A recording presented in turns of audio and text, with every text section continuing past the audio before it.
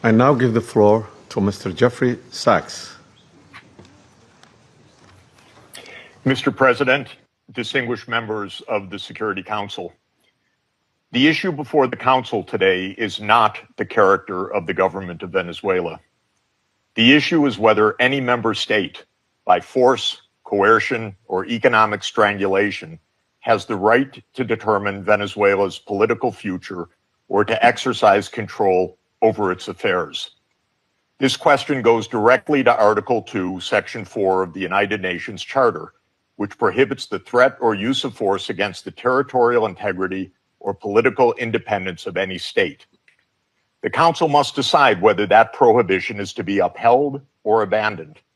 Abandoning it would carry consequences of the gravest kind. Let me offer some background. Since 1947, the United States foreign policy has repeatedly employed force, covert action, and political manipulation to bring about regime change in other countries. This is a matter of carefully documented historical record. In her book, Covert Regime Change, political scientist Lindsay O'Rourke documents 70 attempted U.S. regime change operations between 1947 and 1989 alone. These practices did not end with the Cold War.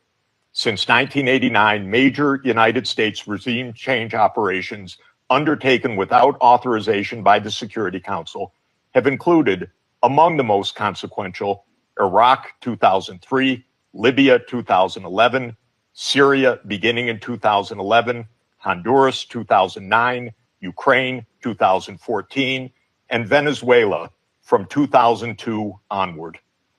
The methods employed are well established and well documented.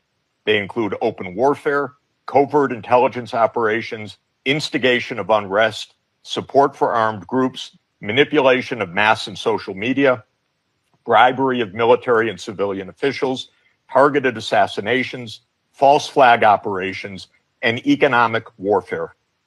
These measures are illegal under the UN Charter, and they typically result in ongoing violence, lethal conflict, political instability, and deep suffering of the civilian population.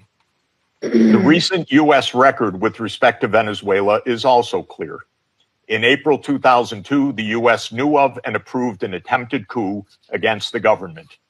In the 2010s, the United States funded civil society groups actively engaged in anti-government protests. When the government cracked down on the protests, the U.S. followed with a series of sanctions.